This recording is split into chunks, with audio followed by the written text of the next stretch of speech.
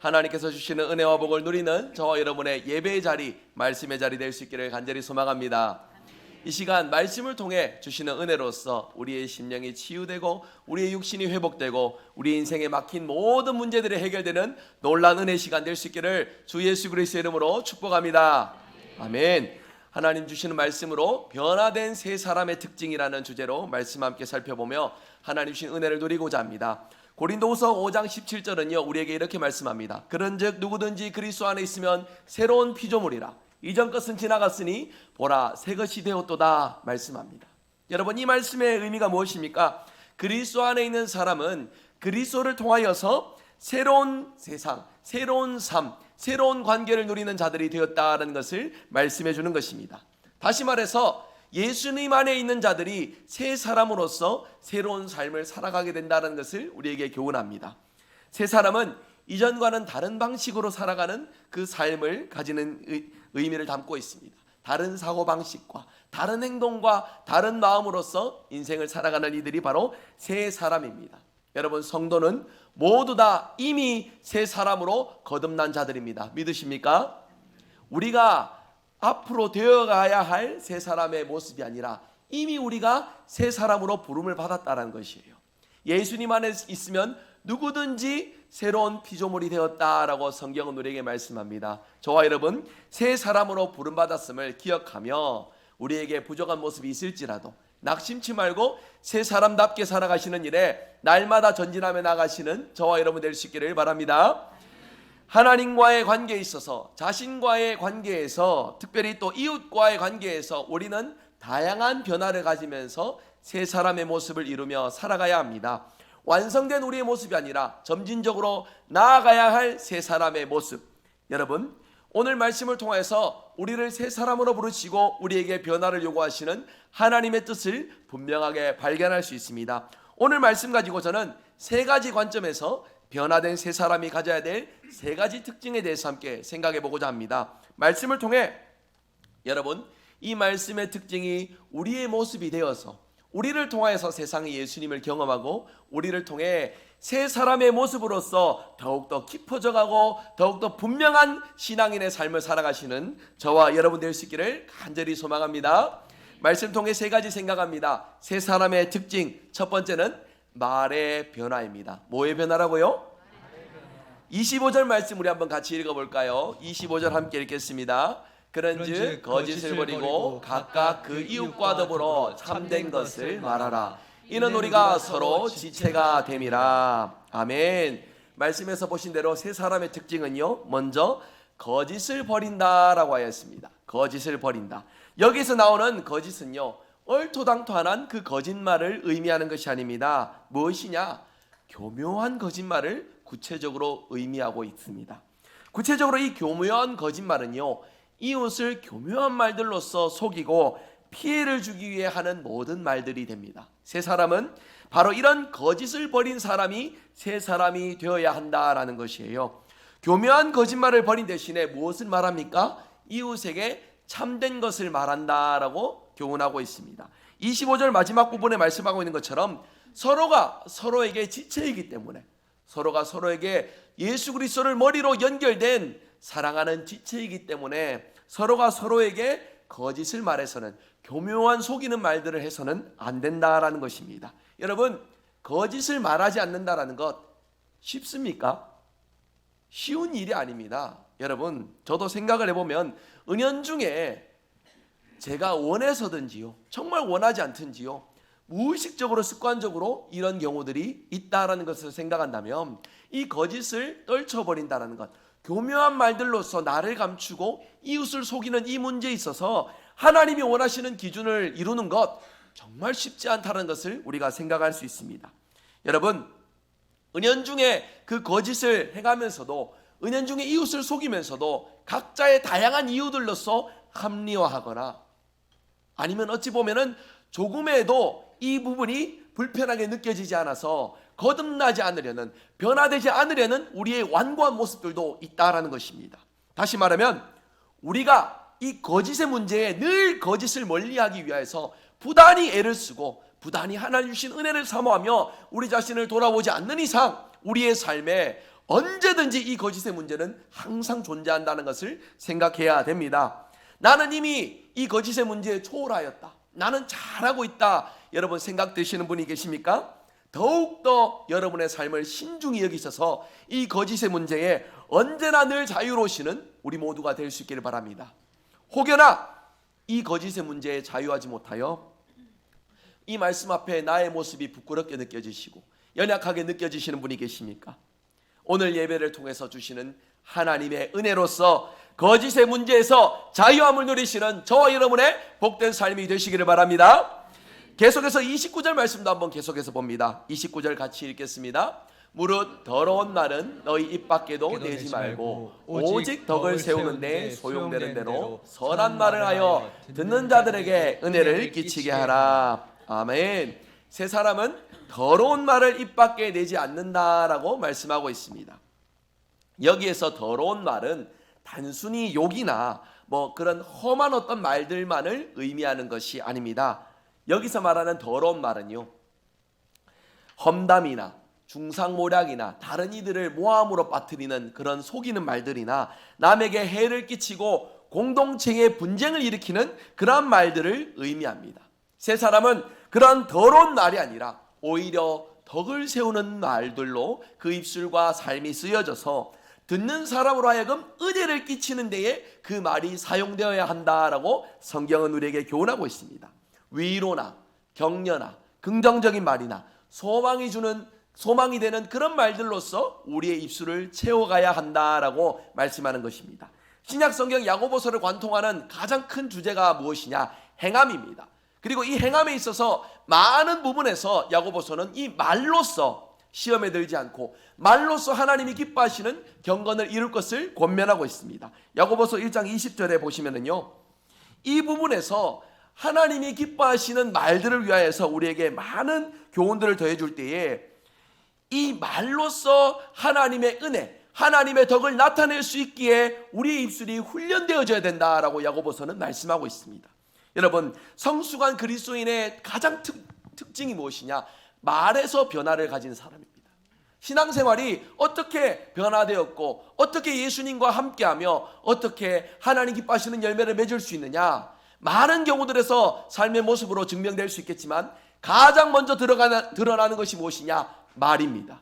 말의 변화가 바로 우리의 신앙의 출발이며 예수님이 기뻐하시는 열매의 시작임을 우리가 생각한다면 말의 실수를, 말의 부족함을 줄여가야 성숙한 성도, 새 사람으로서 살아가는 성도가 된다라는 것입니다. 여러분, 변화된 성도의 가장 큰 특징이 말이다라고 말씀드렸습니다.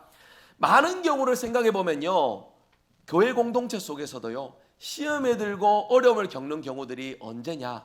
말로써 부딪히고 말로써 서로를 속이고 말로써 서로 모함하고 상처 주는 것들로서 교회의 어려운 일들이, 신앙의 어려운 일들이, 인생의 어려운 일들이 초래된다는 것을 좀 생각해 봅니다.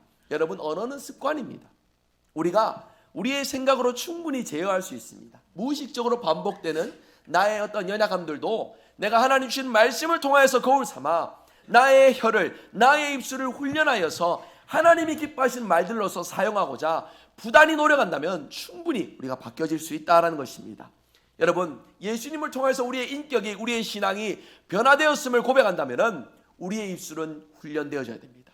주님이 기뻐하시는 말들로서 우리의 각자의 삶에 주님이 기뻐하시는 열매를 맺어가야 한다는 것이에요.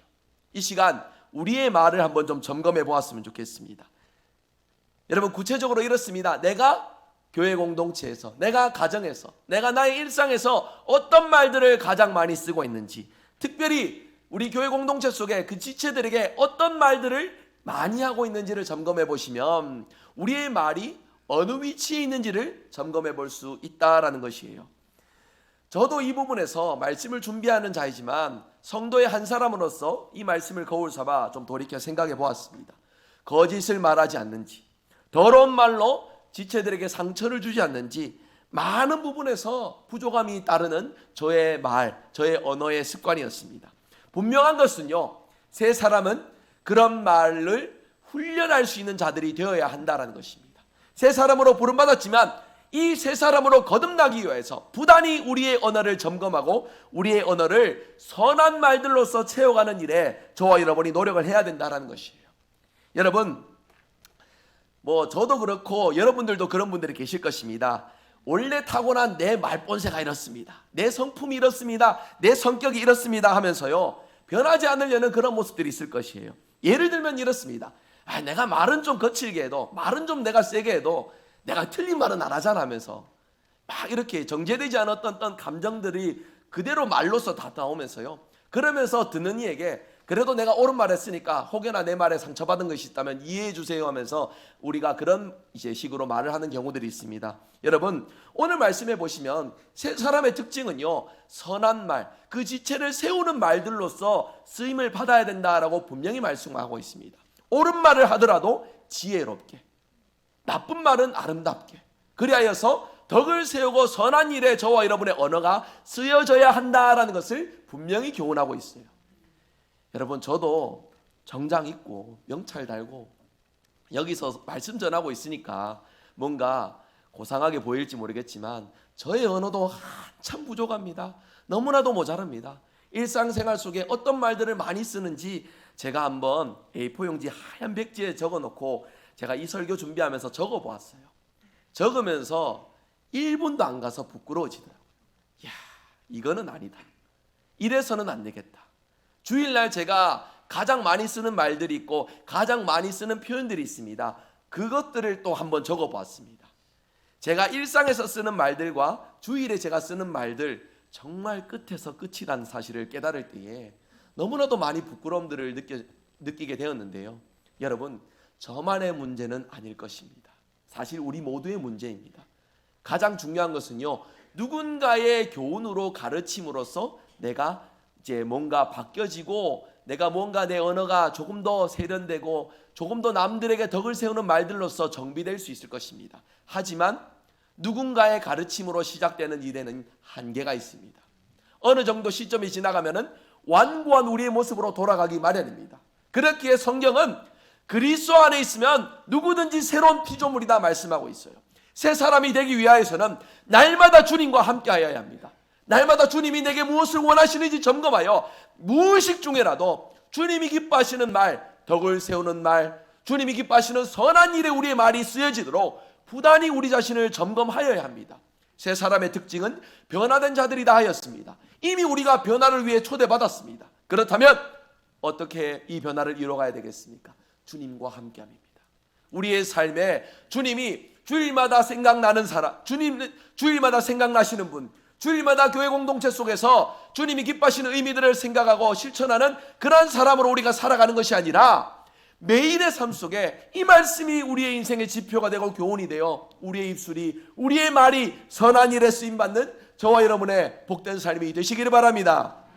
그리하여 새 사람으로서 참된 말, 덕스러운 말들로서 주님의 마음, 주님이 기뻐하시는 일들에 우리의 삶에 이루어지는 놀라운 역사가 가득하시기를 주 예수 그리스도의 이름으로 축복합니다. 아멘. 두 번째입니다. 세 사람의 특징입니다. 성품의 변화입니다. 특별히 오늘 말씀에서는 이 성품 주제로 화를 내는 것, 분내는 것을 주제로서 이 성품에 대해 함께 묵상하기를 원합니다. 26절, 27절 우리 한번 같이 읽어볼까요? 같이 읽겠습니다.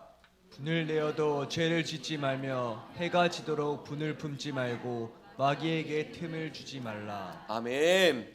세 사람이라고 해서 화를 안 낼 수는 없을 것입니다. 화가 날 경우들이 있겠지요. 세 사람이 가질 분노, 화, 예를 들어 보면 의로운 분노라고 이렇게 좀 정의해 볼 수 있을 것인데, 성경에도 보면 틀림없이 의로운 분노는 있습니다. 성전 안에서 사람들이 장사치들로 이루어져 있는 그 자리에 예수님은 성전을 정결케 하시며 그들의 상과 의자를 뒤집어 엎으셨습니다. 화를 내는 경우, 의로운 분노를 가지는 경우가 바로 이런 경우가 아닐까 싶습니다. 의로운 분노도 틀림없이 있습니다. 이런 주님을 생각하면서 주님이 성전의 상들을 뒤집어 엎으셨다 하여 우리 역시도 언제든지 그런 상황이 있을 때 상을 뒤집어 엎자, 밥상을 엎자, 이런 것들로서 우리가 적용해 가야 되겠습니까? 여러분, 그렇지는 않습니다. 주목해야 될 사실, 주님의 이 분노 속에서 우리가 주목해야 될 것은요, 주님의 이 의로운 분노는요, 죄로 연결되지 않았다라는 것입니다. 저도 성격이 급한 편이어서요, 화를 내면서 성경에 보면 주님도 화를 내셨다 이렇게 합리화하는 이런 무의식적인 어떤 습관적인 표현들이 있는데, 제가 이 주님의 분노를 묵상하면서 깨달은 것은 주님의 이 거룩한 분노, 의로운 분노는 죄로 연결되지 않았다라는 것을 이제 깨달을 때에 우리가 가지는 그 분노와 주님의 마음이 너무나도 차이가 있다는 것을 깨닫게 됩니다. 그렇기에 오늘 말씀에서도 우리에게 교훈합니다. 분을 내어도 죄를 짓지 말라. 분을 내어도 죄를 짓지 말라 분명하게 명령하고 있습니다. 새 사람 된 우리가 분을 품을 수도 있을지 모릅니다. 그러나 기억해야 될 것은 그 분노가 죄와 섞이지 않도록 여러분 우리의 마음을 잘 지키고 감찰하고 돌보아야 합니다. 여러분 우리가 경험하는 것이지만 우리가 이 분노의 마음을 가지게 되면 언제든지 좋지 못한 방향들로서 흘러가는 경우들이 많다라는 것입니다. 사람은 완전한 존재가 아니기 때문에 항상 이 상황에 따라서 거룩한 분노, 의로운 분노를 가졌다 할지라도 이것이 얼마든지 나쁜 용도로서 변질될 가능성이 매우 높다라는 것을 생각한다면 우리가 분을 품지 않도록 날마다 우리의 마음을 돌보고 점검하는 것이 더욱 중요하다는 것을 깨닫게 됩니다. 그렇기에 오늘 말씀은 이렇게 교훈합니다. 해가 지도록 분을 품지 말라. 분을 품지 말아라. 하루가 지날 때 이 분의 문제, 마음의 문제를 모두 다 정결하게 하라라고 성경은 우리에게 명령하고 있는 것입니다. 아무리 의로운 분노를 할지라도 그것을 계속해서 마음에 품고 있는 것은 우리에게 덕이 되지 않는다는 것, 주님의 마음과 거리가 멀다는 것을 분명히 우리에게 말씀하고 있습니다.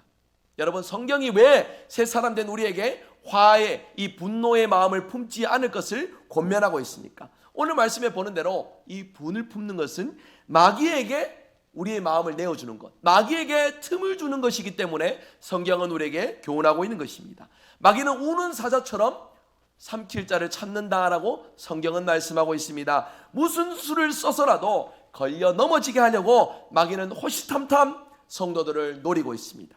그 마귀에 있어서 화를 내는 사람은 가장 손쉬운 먹잇감입니다. 야고보서에 마찬가지로 사람이 성내는 것 하나님의 의를 이루지 못하는 것이다 라고 교훈하고 있습니다. 하나님의 의를 위하여서 우리의 말도 우리의 생각도 우리의 감정도 모두 다 하나님의 의를 위하여서 준비되어야 될 것을 교훈하고 있는 것입니다. 여러분 저수지의 둑이 무너질 때에 한 번에 와장창 무너지지 않습니다. 작은 구멍에서 출발하지 않습니까? 작은 물줄기가 새어나면서 점차 큰 물줄기로 변질되어 그리하여서 그 뚝이 무너지게 되는 것을 우리가 생각한다면 우리의 일상에 찾아오는 그 작은 분노의 문제, 작은 감정의 문제들 하나로 마귀가 우리의 삶을 잠식하는 안타까운 경우들을 우리가 맞이하게 된다는 것입니다. 분명히 기억하십시오. 마귀는 누구보다도 우리를 잘 압니다. 우리가 무엇이 연약한지, 무엇이 문제가 있는지, 어떤 부분을 공략하면 쓰러질지를 너무나도 잘 안다라는 것입니다. 그래서요 마귀는 우는 사자와 같이 삼킬 자를, 먹잇감을 찾아 지금도 배회하고 있습니다. 그 틈을 이용해 무너뜨리기 위하여 오늘도 우리를 살피고 있다는 것을 여러분 기억한다면 틈을 내어줘선 되겠습니까? 그렇지 않지요. 내게 무엇이 연약한지, 사실 누군가의 지적이 아니라도 내가 무엇이 부족한지, 어떤 부분을 주님 앞에서 훈련되어져야 되는지 잘 알 것입니다. 여러분 기도하시는 마음으로 여러분의 마음을 다스리시며 분을 품어도 그 분의 문제로서 죄로 넘어지는 문제가 없도록 여러분 언제나 주님의 마음을 여러분 마음속에 간직하시는 저와 여러분의 복된 삶이 되시기를 바랍니다. 그런 부분에서 크게 걱정되지 않지만 아주 작은 근심으로 오늘 한 말씀 더 드립니다. 성도들이 이제 서로 함께 교제하고 좋은 일들에 보면은 꼭 이런 문제들이 하나씩 더해지는 경우들이 있어요. 오늘도 우리가 오후 예배 마치고 성도의 교제, 윷놀이를 하게 됩니다. 윷놀이 하실 때에 작년에 제가 목격했던 장면은 이렇습니다. 이게 갠지 걸인지 이게 유신지 뭔지 중요하지요. 근데 여러분 목소리는 크게 하시되 거기에 감정은 담겨지지 않아야 되겠습니다. 사실 누가 이겨도 다 우리 교회 안에서 기쁘고 즐거운 일들 아니겠습니까? 물론 기왕지사 열심히 했으니 이기는 것이 중요할지도 모릅니다. 하지만 여기에서 서로 함께 목소리가 오가다가 감정의 문제로서 연결되어서는 안 됩니다. 교회 일을 하시다가 오늘 밑에도 식당 또 음식 하시면서 이제 우리 또 권사님들의 봉사 속에 오후에 윷놀이 하실 때 또 맛있는 교재들이 있을 것인데, 그러면서도 국수를 해야 된다, 아니다 밥을 해야 된다, 이것 때문에 여러분 어떤 의견들이 오갈 수는 있지 않습니까? 그런데 그 일들로 인하여 다시는 나는 저 사람하고 일하지 않겠다, 하나님이 기뻐하시는 마음이겠습니까? 결코 그렇지 않습니다. 이런 부분에서 생각한다면 교회 안에서도 여러분 말로 인하여서 출발한 이 감정의 문제로서 형제와 자매가 끊어지는 경우들이 참 많다라는 것이에요. 여러분, 이 일에 있어서 가장 중요한 것은 무엇이냐면 예수님은 우리에게 무엇을 원하실까입니다.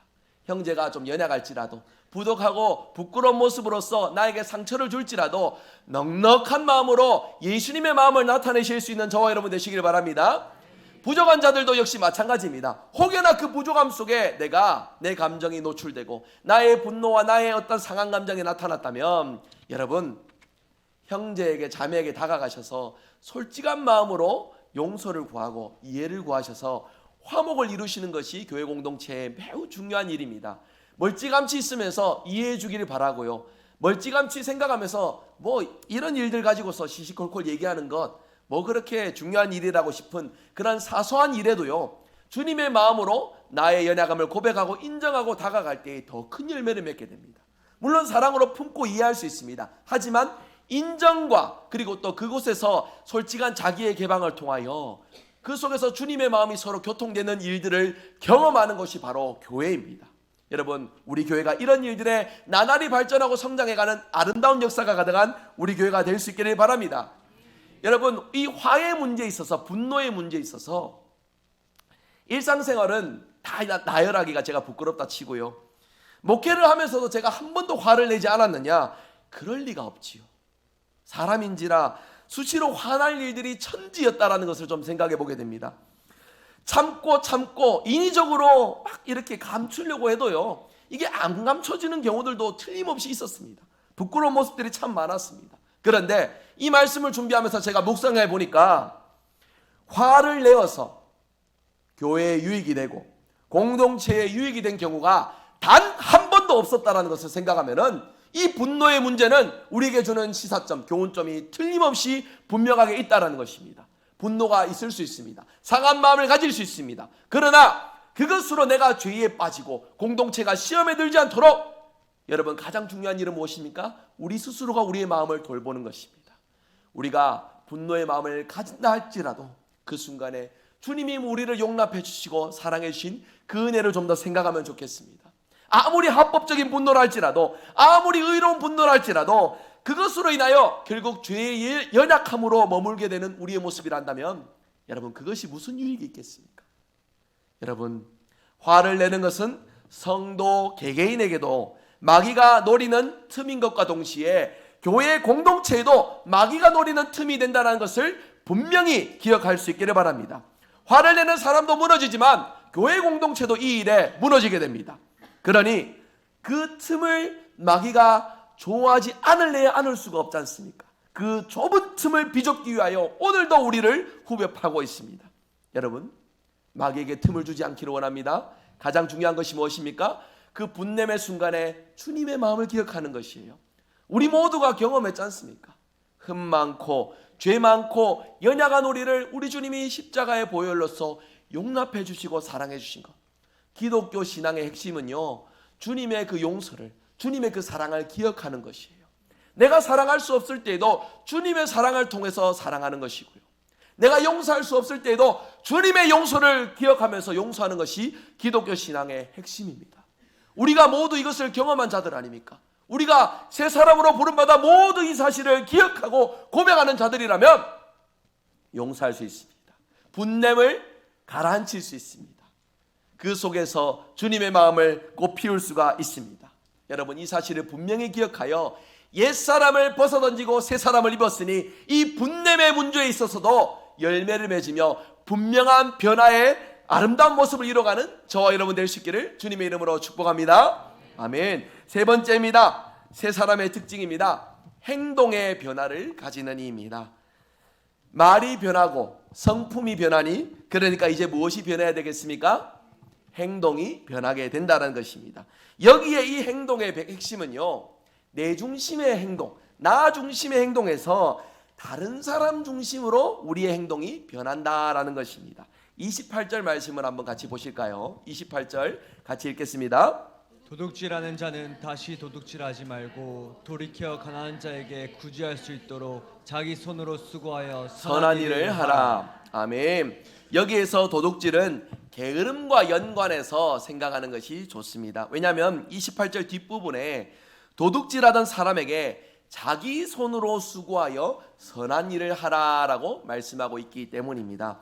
사실 이 도둑질의 문제는요, 탐욕의 문제이지만 게으름의 문제하고도 연결이 됩니다. 무엇입니까? 내가 수고해서 정당하게 나의 값을, 나의 필요를 채워가는 것이 아니라 선한 일들을 하여 자기 수고를 통하여서 이뤄간 다른 사람들의 것을 무방비하게, 무자비하게 탈취하고 그리하여서 자신의 욕심을 채워가는 문제, 이 일의 탐욕의 문제로서 보이겠지만 게으름의 문제도 더해집니다. 내 수고로서 나의 것을 채우는 나의 마음, 나의 노력이 더해지는 것이 아니기 때문입니다. 결국 새 사람이 되었다라는 것은요, 자기만을 위한 행동에서 다른 사람을 위한 행동을 가지는 모습들로서 우리를 점검하고 이러한 행동을 이뤄가야 된다는 것을 성경이 말씀하고 있습니다. 게으름과 도둑질, 이 자기만을 위한 것들을 벗어던지고 선한 일을 하여서 나의 필요를 채울 뿐만이 아니라 선한 일을 통해 다른 이들에게 도움을 주는 사람으로 거듭날 것을 성경은 말씀하고 있습니다. 31절 32절은 더욱더 분명하게 우리에게 말씀합니다. 31절 32절 같이 한번 읽어볼까요? 너희는 모든 악독과 노함과 분냄과 떠드는 것과 비방하는 것을 모든 악의와 함께 버리고 서로 친절하게 하며 불쌍히 여기며 서로 용서하기를 하나님이 그리스도 안에서 너희를 용서하심과 같이 하라. 아멘. 옛사람의 행동이 무엇이냐? 첫 번째는 악독입니다. 악독은 화해를 거부하는 태도입니다. 두 번째는 노함입니다. 노함은 성급이 성내는 것으로 분노를 드러내는 것입니다. 세 번째는 분냄입니다. 분냄은요, 계속 마음에 담아두는 거예요. 마음에 담아둬서 그것으로 계속 증오의 태도를 가지는 것이 바로 이 분냄의 핵심입니다. 네 번째는 떠드는 것입니다. 떠드는 것은 상대방에게 악한 말을 쏟아붓고 퍼붓는 행위들입니다. 다섯 번째는 비방입니다. 비방은 상대방에게 모욕적인 언사로서 그의 마음을 힘들게 하고 조롱하는 것을 뜻합니다. 이러한 옛사람의 행동의 특징을 모아서 좀 정리를 해보면요, 자기중심적이라는 거예요. 다른 이에 대한 마음은 조금도 없이 자기의 감정과 자기의 생각으로만 행동하고 살아가는 이다라는 것입니다. 다른 사람의 기분이나 다른 사람의 감정, 다른 사람의 행복에는 조금의 관심도 없는 태도, 이것이 바로 옛사람의 특징이다 말할 수 있겠습니다. 오로지 자기 자신에게만 관심이 있어서 악독과 노함과 분냄과 떠드는 것과 비방으로써 자기의 마음을 이롭긴 하지만 다른 이들에게 상처를 주는 모습들만 가지게 된다는 것이에요. 여러분, 새 사람은 이러한 행동을 분명히 벗어던지는 자여야 한다는 것을 우리가 기억해야 되겠습니다. 새 사람은 이러한 행동을 버림과 동시에 새로운 행동으로서 그의 삶을 채워가게 됩니다. 새 사람의 가지는 행동 세 가지 짧게 생각하면요, 먼저는 첫 번째는 친절하게 대하는 것입니다. 한번 따라서 해주시겠습니까? 친절. 서로에게 친절하게 대하는 것이 예수님의 마음을 나타내는 일입니다. 그럴 때 여러분, 저도 이거 되게 잘 안 됩니다. 습관적으로 좀 잘해보려고 노력하는 것이요, 문을 이렇게 열고 제가 이제 이렇게 나갈 때 보면 뒤에 누군가가 따라올 때 어떻게 해야 되겠습니까? 잡아줘야 되잖아요. 제가 이게 진짜 안 됩니다. 성격이 급해서 빨리 그냥 비켜줘야지 하는 생각으로 이렇게 가다 보면은 뒷사람이 문을 훅 오면은 또 이렇게 문을 마주하는 그런 경우들 있지 않습니까? 제가 제 행동을 좀 고쳐보려고 가장 먼저 좀 생각하는 것이 이 부분이에요. 혹여나 여러분, 우리 교회 계시다가 제가 저랑 같이 문을 앞서거니 뒷서거니 가실 때에 제가 이런 실수하면은 지적해 주십시오. 목사님 그때 이렇게 얘기하셔놓고 그래야 제가 좀 더 고칠 수 있지 않겠습니까? 집사람의 잔소리만으로는 부족한 것 같습니다. 우리 성도님들께서 사랑의 마음으로, 긍휼의 마음으로 이것을 불편한 어떤 감정으로서가 아니라 서로에게 덕이 되는 미소와 교훈으로서 말씀해 주시면 제가 좀 더 고칠 수 있지 않겠습니까? 여러분, 여기에서 중요한 포인트를 말씀드렸습니다. 우리의 행동이 변하려면요, 친절하게 서로에게 다가가야 돼요. 서로에게 혹여나 좀 변화되기를 바라는 어떤 기대하는 모습들이 있습니까? 그렇다면 친절한 모습으로 다가가 주십시오. 그 속에서 친절의 마음으로서 무엇이 필요한지를 분명하게 일러주십시오. 그럴 때에 우리 속에 변화의 열매가 싹트게 됩니다. 그것을 불편한 감정으로서 서로 주고받게 되면은 저번에 나한테 저렇게 말했지 싶어가지고 틈만 찾게 됩니다. 그러면서 옳거니 싶어서 실수가 딱 하게 되면 어떻게 합니까? 바로 그 감정을 그대로 오히려 이자까지 쳐가지고서 더 크게 돌려주고 싶은 것이 우리의 마음이잖아요. 여러분, 이것은 옛사람의 모습입니다. 새사람은 무엇이라고요? 친절한 마음으로 형제를 자매를 용납하고 세워주는 모습으로서 다가가야 될 것입니다. 서로에게 친절하게 대하여 아름다운 열매, 너그럽게 대하는 모습으로서 예수님의 마음을 나타내는 저와 여러분 될 수 있기를 바랍니다. 두 번째는 한번 따라서 하시겠습니까? 긍휼함. 구체적으로 불쌍히 여겨주신다는 거예요. 서로에게 불쌍히 여긴다, 측은히 여긴다는 것은 내가 좀 더 우월하여서 누군가를 낮게 여기는 그런 마음이 아닙니다. 내가 좀 더 예수님의 사랑에 매여 있다면 내 형제에게 예수님의 사랑이 필요한 것으로서 다가가는 것이에요. 필요를 채워주는 것은요, 여러분, 우리가 가진 것으로서 착각하면 안 됩니다. 우리가 예수님의 사랑을 어찌 깨닫고 우리가 어찌 예수님의 사랑을 우리 마음속에 채울 수 있겠습니까? 주님이 주실 때에 가능한 것입니다. 믿으십니까? 여러분, 우리가 값없이 받았다면 값없이 나눠줄 수도 있어야 되지 않겠습니까? 이것이 긍휼의 핵심입니다. 값없이 받았으니 값없이 나눠줄 수 있는 우리의 마음으로 형제에게, 자매에게 혹여나 그의 연약함으로, 그의 실족함으로 예수님의 사랑이 필요하다면 진심에서 우러나오는 마음으로 그 필요에 화답하고 연약한 자에게 위로를, 소망을, 격려를, 필요한 것을 채워줄 줄 아는 저와 여러분의 그 마음이 될 수 있기를 바랍니다. 세 번째입니다. 세 사람의 변화된 행동의 특징 한번 따라서 해주시겠습니까? 용서입니다. 용서의 은혜를 베푸는 것 쉽습니까? 여러분, 절대 그렇지 않습니다. 아이들도요, 안 가르쳐줘도 여러분, 아이들이 놀다가 이렇게 보면 한 대 탁 부딪히게 되잖아요. 옆에 있던 친구가 부딪혀서 한 대 맞았습니다. 속상하겠죠? 그럼 어떻게 돌려줍니까? 한 대만 돌려주면 마음이 부족합니다. 그래서 꼭 어떻게 돌려줘요? 2대 정도 돌려줍니다. 나는 한 번 실수했는데 2대 맞았습니다. 맞은 사람은 또 어떤 마음이 들까요? 그 아이 역시도 2대 이상으로 돌려주고픈 마음들이 들 것입니다. 그렇게 서로가 서로를 미워하는 마음들을 아낌없이 주고받는 것이 옛사람의 특징이라는 것이에요. 그러한 옛사람을 벗어던진 우리는 새 사람으로서 용서, 주님이 이루신 그 용서를 우리의 삶에도 이루는 것을 나타내야 한다는 것입니다. 여러분, 용서의 은혜를 우리 모두 경험했다라고 말하지만 용서하는 건 참 쉽지 않습니다. 어느 순간 나에게 반대했던 자, 어느 순간 나에게 상처 줬던 자, 어느 순간 나에게 모욕을 줬던 자, 용서하는 일이 쉽습니까? 여러분, 그렇지 않습니다. 주님의 마음을 기억한다 하여도 이 용서의 문제에 속절없이 무너지고, 하나님, 나는 절대로 할 수 없습니다, 그 마음에 머물러 있고픈 것이 바로 우리의 완악한 마음이라는 것이에요. 그러나 여러분, 기독교 신앙의 핵심은요, 용서입니다. 주님을 통해 값없이 받은 그 용서를 우리의 삶으로 나타내는 것이 우리의 신앙의 모습이에요. 성경은 거듭해서 우리 인생들을 향하여서 용서의 은혜를 기억할 것을 말씀하고 있습니다. 십자가를 장식용으로 그냥 어떤 경건의 마음으로서만 바라볼 것이 아니라 십자가를 보실 때 용서의 은혜를 기억하셨으면 좋겠습니다. 그 자리에서 피 흘려 죽기까지 사랑하신 주님의 그 마음은 사랑과 용서의 마음이었습니다. 그 마음을 기억한 자, 우리의 심장에, 우리의 가슴에 십자가를 새겼다면 어려운 일이지만 주님의 그 마음을 통하여서 용서할 수 있는 은혜로서 주님의 마음을 우리의 삶의 자리에 나타내어야 합니다. 여러분, 질문 드려봅니다. 지금까지 혹시나 공동체에 불편한 마음으로서 용서하지 못한 지체가 있으십니까?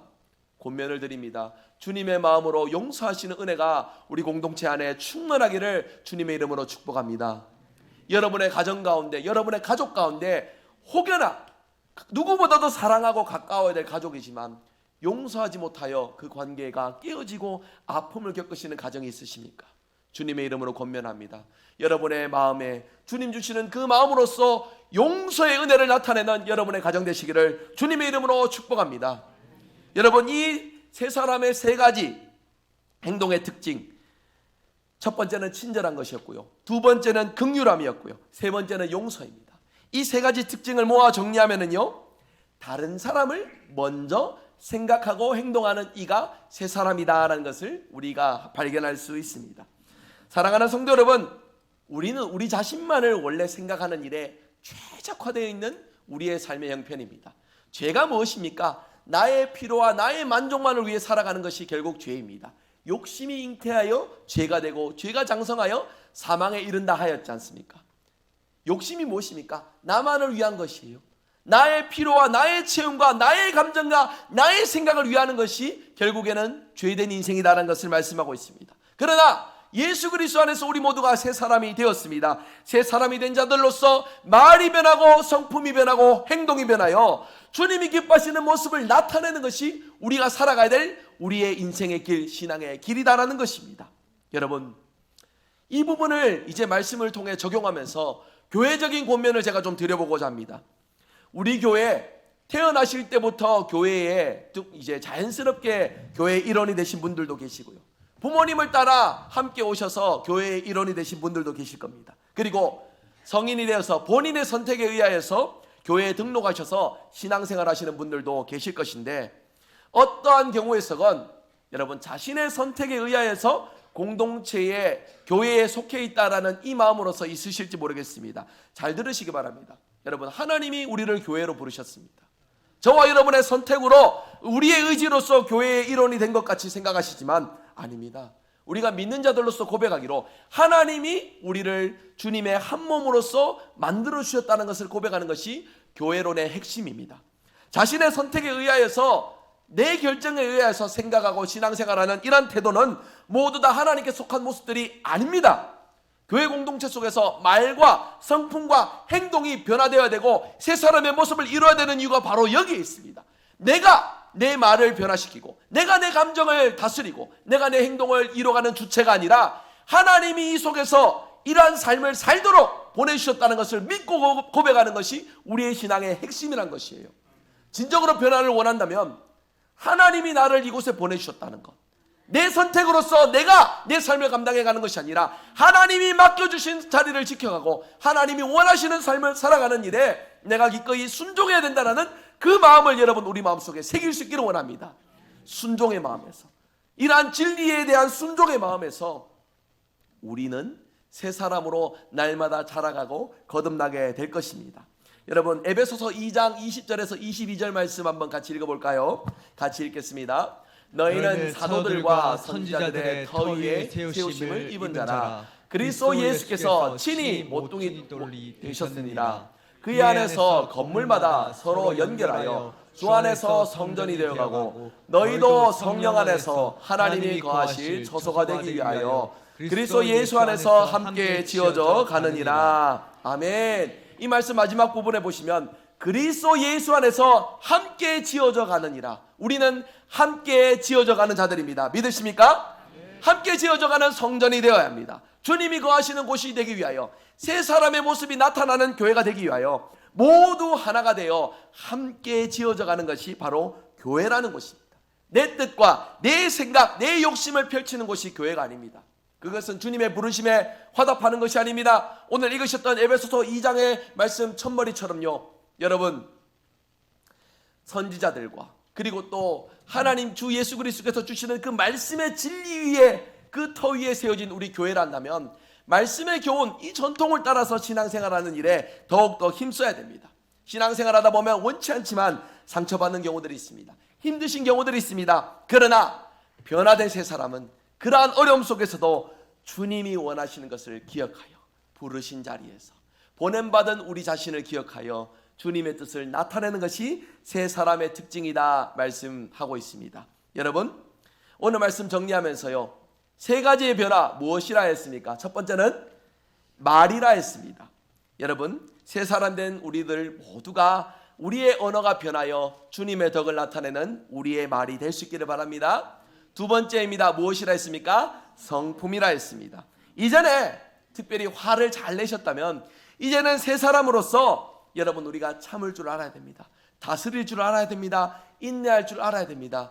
우리의 마음이 죄로 빠지지 않도록 지켜낼 수 있는 저와 여러분 되시기 바랍니다. 세 번째는 행동의 변화다 하였습니다. 이전에는 나 중심이었다면 이제는 다른 이들을 위하여서 기꺼이 섬기고 위해줄 줄 아는 새 사람의 모습을 나타낼 수 있기를 간절히 소망합니다. 이를 위해서 여러분 마지막으로 유념할 것이 있습니다. 여러분, 오늘 말씀 30절 말씀, 30절 말씀을 한번 보시겠습니까? 오늘 말씀 30절을요 우리 한번 같이 읽어보도록 하겠습니다. 30절이 있습니다.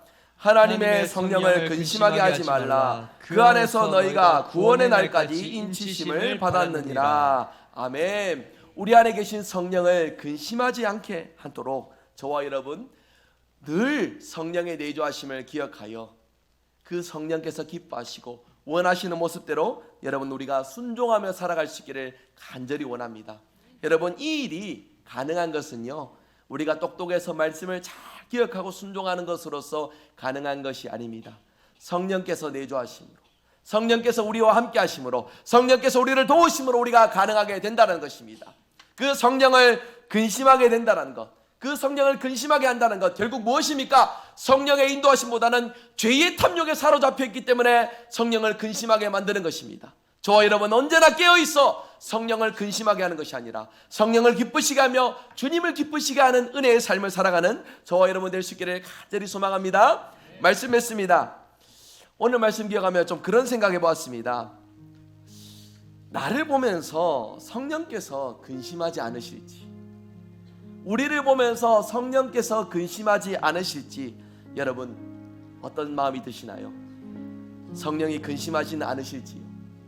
그것도 그냥 짧게 근심하는 것이 아니라 많이 근심하시지는 않으실지요? 지금 내 모습을 보면 말이든 성품이든 행동이든 다 부족하게 느껴지니까 성령을 근심하게 하는 것 아니냐 싶은 그런 자책감이 들지 모르겠습니다. 그러나 여러분 이 말씀을 무겁게 받으시되 마냥 그렇게 무겁게만 여기지 않기를 바랍니다. 무거운 말씀이지만 그렇지만 이 말씀이 그럼에도 은혜가 되는 것은 우리는 지금 새 사람으로 계속해서 변해가고 있는 중이기 때문인 것입니다.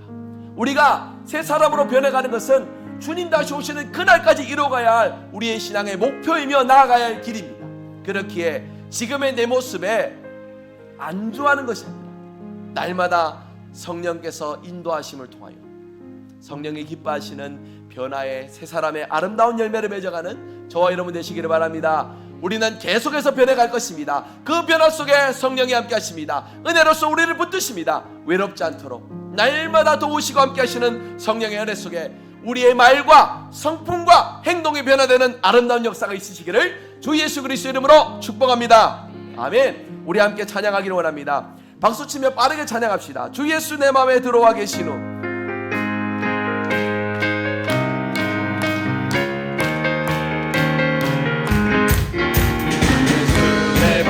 들어와 계시는 변하여 새 사람 되고 내가 늘 바라던 잠빛을 찾은 곳 주 예수 내 맘에 오신 주 예수 내 맘에 오신 주 예수 내 맘에 오신 그때 내 맘에 기쁨이 넘치는 주 예수 내 맘에 오신 주 예수 내 맘에 예수 내 맘에 들어와 계시는 망령된 행실을 듣고 머리털보다도 더 많던데 내가 눈보다 더 귀여졌네 주 예수 내 맘에 오신 주 예수 내 맘에 오신 그 밑에 내 맘에 기쁨이 넘치는 주 예수 내 맘에 소망을 든든히 내 맘에 소망을 든든히 가지는 주 예수 내 맘에 오신 의심의 불이 사라져버리고 주 예수 내 맘에 오신 주 예수 내 맘에 오신 주 예수 내 맘에 오신 그때 내 맘에 기쁨이 넘치는 주 예수 내가 저 천성에 올라 내가 저 천성에 올라가 살기는 주 예수 내 맘에 오신 천성에 올라가 주님을 뵈니 그 기쁨 믿을 데 없네 주 예수 내 맘에 오신 주 예수 내 맘에 오신 그 내 맘에 기쁨이 넘치는 주 예수 두 손 들고 찬양합니다. 예수 내 맘에 오시 주 예수 내 맘에 오시 물들 내 맘에 기쁨이 넘치는 주 예수 내 맘에 오시.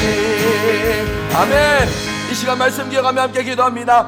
우리의 말이 변하여 거짓과 타인에게 상처 주는 말에서 자유하게 하여 주옵소서. 우리의 성품이 변하여 분냄을 멀리하여 예수님의 마음을 품고 나타나게 하여 주옵소서. 우리 행동이 변하여 다른 이들을 위해 주는 모습, 서로 용납하고 서로 사랑하고 서로 보듬어주는 일에 더욱 힘쓰게 하여 주옵소서. 우리 말씀 붙들고 합심하여 기도합니다. 기도하겠습니다. 주님 감사합니다. 기꺼이 우리의 삶에 아름다운 변화를 이루어 변화된 새 사람으로 살아가게 하여 주옵소서. 우리의 말이, 우리의 생각이, 우리의 행동이 변화되어 주님이 원하시는 기쁘고 거룩한 모습으로 온전히 살아갈 수 있도록 은혜 베푸시고 역사하여 주옵소서. 주여 우리의 생각을 지켜주시옵소서. 우리의 마음을 지켜주시옵소서. 우리의 입술을 지켜주시옵소서. 하나님 우리의 모든 행동에 주님의 선한 모습이 나타나도록 지켜주시고 붙들어 주시옵소서. 주님 기쁜 마음으로 기꺼이 주를 위해 힘써 나가기를 간절히 소망합니다. 은혜 베푸시고 함께하여 주시오.